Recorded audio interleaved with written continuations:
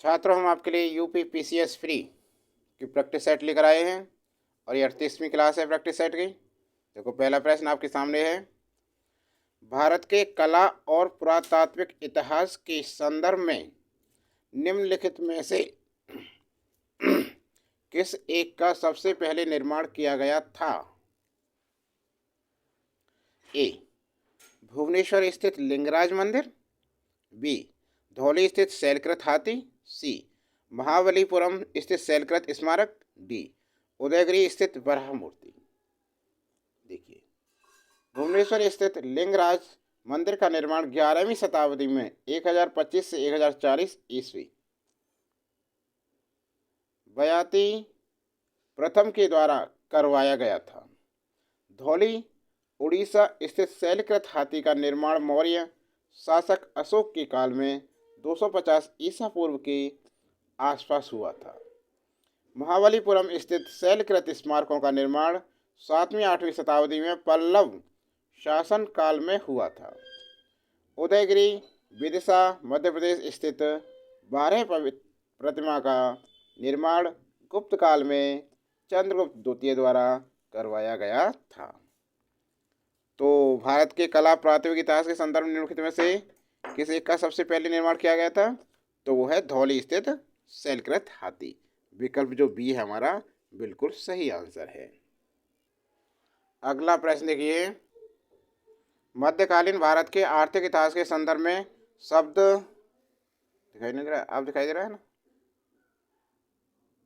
ठीक है। मध्यकालीन भारत के आर्थिक इतिहास के संदर्भ में शब्द अरघट्टा किसे निरूपित करता है? बंधुआ मजदूर, सैन्य अधिकारियों को दिए गए भूमि अनुदान, भूमि की सिंचाई के लिए प्रयुक्त जल चक्र वाटर व्हील।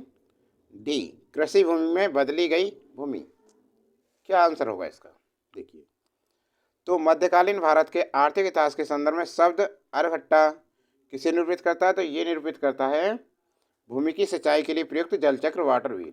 देखिए, अरघट्टा, अरहट अथवा रहट, जिसे अंग्रेजी द्वारा पर्शियन व्हील नाम से संबोधित किया गया है, सिंचाई हेतु प्रयुक्त की जाने वाली एक विलक्षण मशीन थी जो चैन तथा गियर पर आधारित थी। भारत में रहट के प्रवेश का वास्तविक समय 13वीं या 14वीं शताब्दी में माना जाता है, किंतु इसका सर्वप्रथम एवं विस्तृत वर्णन बाबर द्वारा 16वीं सदी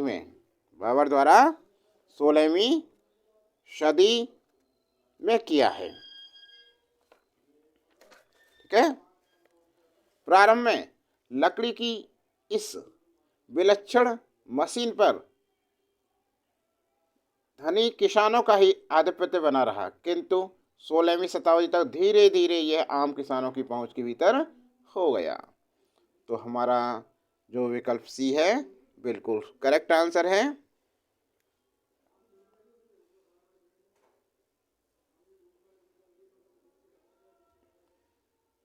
अगला प्रश्न देखिए। अगला प्रश्न क्या है? अगला प्रश्न है भाई, रॉलेट सत्याग्रह के संदर्भ में निम्नलिखित में से कौन सा या से कथन सही है? दो बार लिख गया ये। नंबर 1, रॉलेट अधिनियम सेडिशन कमेटी की सिफारिश पर आधारित था। सही है भाई ये। रॉलेट सत्याग्रह में गांधी जी ने होम रूल लीग का उपयोग करने का प्रयास किया। ये भी सही है। साइमन कमीशन के आगमन के विरुद्ध हुए प्रदर्शन रॉलेट सत्याग्रह के साथ साथ हुए। नहीं, ये नहीं है सही। देखिए, the anarchical and revolutionary crime act 1919 को सामान्य बोलचाल की भाषा में रॉलेट एक्ट कहा गया है। रॉलेट एक्ट क्या है? रॉलेट अधिनियम की वो है, इसे कहते हैं the anarchical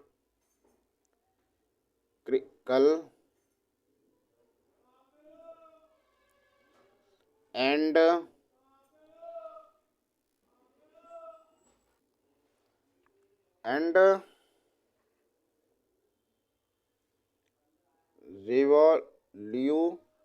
revolutionary crime act, ये है इसका। ठीक है ना। तो रॉलेट अधिनियम सेडिशन कमेटी की सिफारिश पर आधारित था। सेडिशन कमेटी की सिफारिश पर आधारित था। 1919 में गांधी जी ने रॉलेट एक्ट के खिलाफ सत्याग्रह में उन लोगों को ही भी शामिल कर लिया जिन्हें होम रूल लीग ने राजनीतिक रूप से जागरूक बनाया था। तो भाई इसमें एक और दो सही हैं, तो कौन सा सही होगा? केवल एक और दो विकल्प 20 में करेक्ट सही है। समझ में आ गया ना। अगला प्रश्न, बंगाल के तेभागा किसान आंदोलन की क्या मांग थी? ए, जमींदारों की हिस्सेदारी को फसल के आधे भाग से कम करके 1/3 करना। बी, भूमि का वास्तविक खेतीहर होने के नाते भू स्वामित्व कृषकों को प्रदान करना। जमींदारी प्रथा का उन्मूलन तथा कृषि दासता का अंत। और डी है, कृषकों के समस्त ऋणों को रद्द करना। देखिए क्वेश्चन है, बंगाल के तेभागा किसान आंदोलन की क्या मांग थी? प्रश्न ये है। तो देखिए, तेभागा आंदोलन वर्ष 1946 में, कब हुआ था ये आंदोलन? 1946 में, 1946 में चलाया गया। यह बंगाल का सर्वाधिक सशक्त आंदोलन था। इस आंदोलन द्वारा बटाईदारों ने यह मांग की थी कि उन्हें उपज का विभाग अर्थात उन्हें उपज का तिभागा अर्थात 1/3 भाग प्रदान किया जाए। यह जोतदारों ने के विरुद्ध बटाईदारों का आंदोलन था, जिसे कंपा राज्य और भवन सिंह, ये देखो दोबारा देखो, तेभागा आंदोलन वर्ष 1946 में चलाया गया। यह बंगाल का सर्वाधिक सशक्त आंदोलन था। इस आंदोलन द्वारा बटाईदारों ने यह मांगी थी कि उन्हें उपज का तिभागा अर्थात 1/3 भाग प्रदान किया जाए। यह जोतदारों के विरुद्ध बटाईदारों का आंदोलन था, जिसे कंपा राय और भवन सिंह जैसे नेताओं के नेतृत्व में प्रदान किया था। दो नेता थे जिनके नेतृत्व में किया गया, कंपा राय और भवन सिंह जैसे नेता थे। तो इसमें कौन सा विकल्प है? जमींदारों की हिस्सेदारी को फसल के आधे भाग से कम करके 1/3 करना। विकल्प ए इसका बिल्कुल करेक्ट आंसर है। समझ में आ गया ना। अगला प्रश्न देखो, प्रश्न नंबर 5।